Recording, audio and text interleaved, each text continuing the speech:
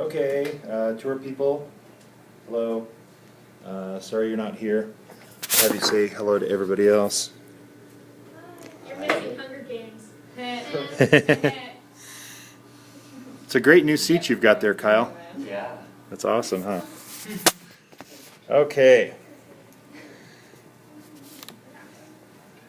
All right. So, question 1, determine delta G naught for the combustion of methanol at 25 degrees Celsius. Easiest way to do this, if you can, is to find delta G's for all the products and reactants and add the ones for the products, subtract the ones for the reactants. Okay?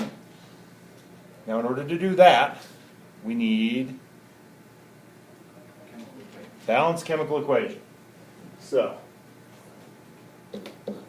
CH3OH plus O2 goes to form CO2 plus H2O.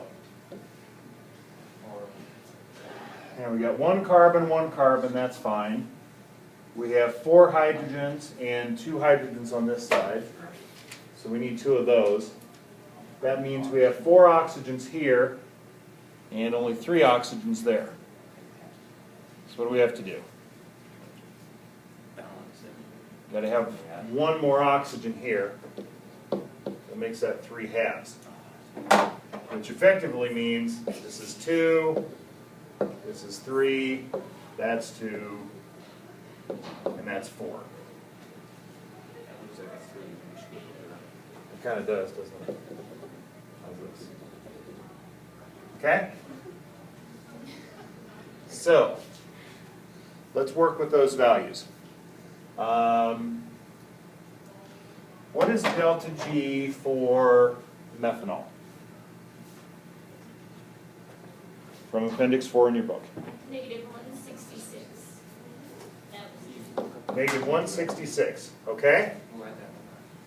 And what is delta G for oxygen gas? For oxygen?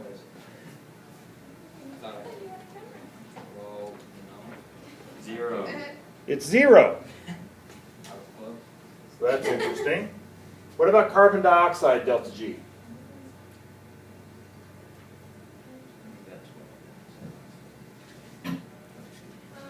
Negative 394.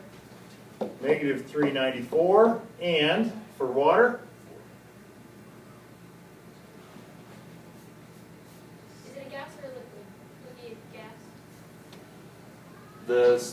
The usual state of water is liquid at 25 degrees Celsius. Oh, negative 237. Negative 237. 237.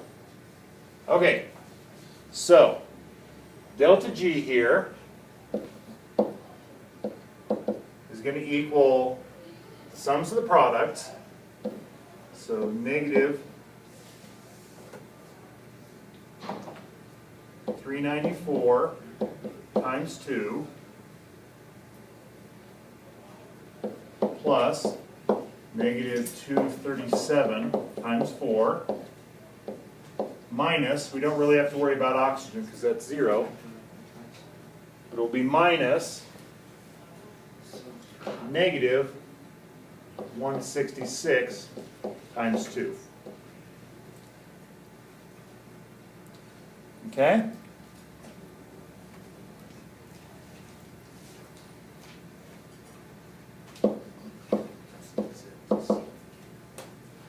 What does that work out to then?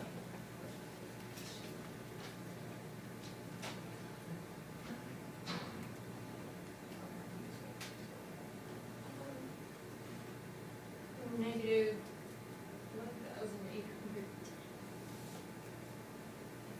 1,800. Oh, no, sorry, there's a 2 at the end. I forgot about that part.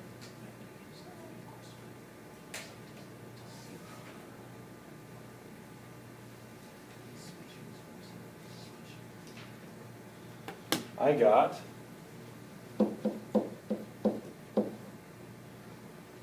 That's second leg. Wish I could freaking second. 1404? Yeah. Oh, probably because I typed this in as 160 instead of 166. I think that would account for the difference, wouldn't it? Yeah. Okay. So negative 1406. There's negative 14.4. Units?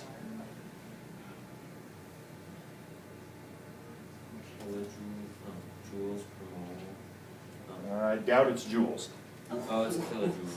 Probably kilojoules. Maybe that's. Wait, did we put delta S in kilojoules? I don't think we used delta S. I think we just used delta G, Oh. which would already have incorporated that. Okay?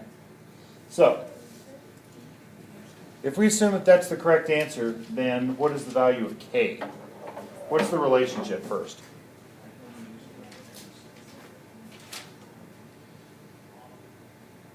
Delta G equals negative RT on K.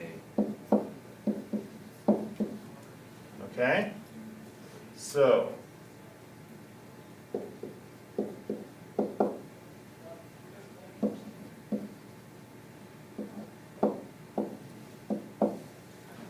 is that a fair statement?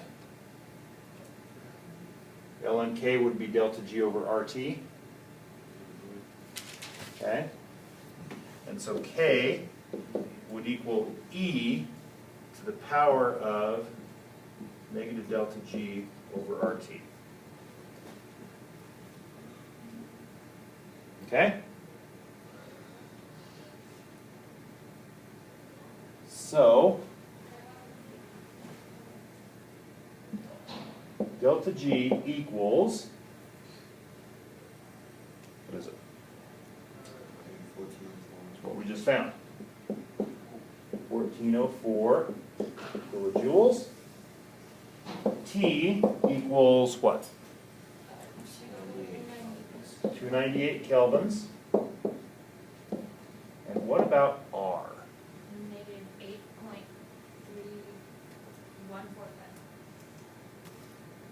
Positive 1.45. 8.3145. What are the units? Joules per Kelvin.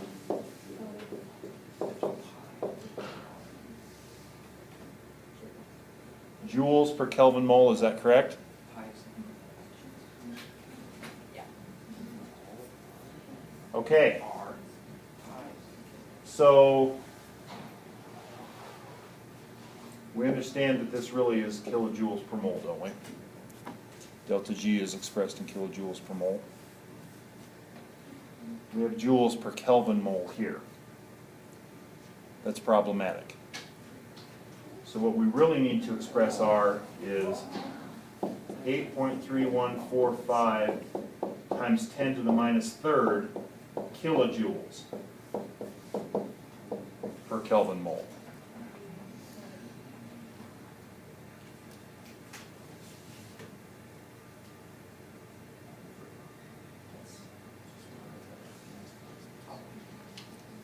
So when we get this number over here, delta G is kilojoules per mole, R is kilojoules per Kelvin mole, T is kelvins. All the units cancel out, this is just a number.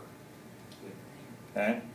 So, please be cognizant of the units, joules and kilojoules. It's not just a problem with delta S. If you have to use R for this calculation, and you frequently do, make sure that you express it in terms of kilojoules rather than joules.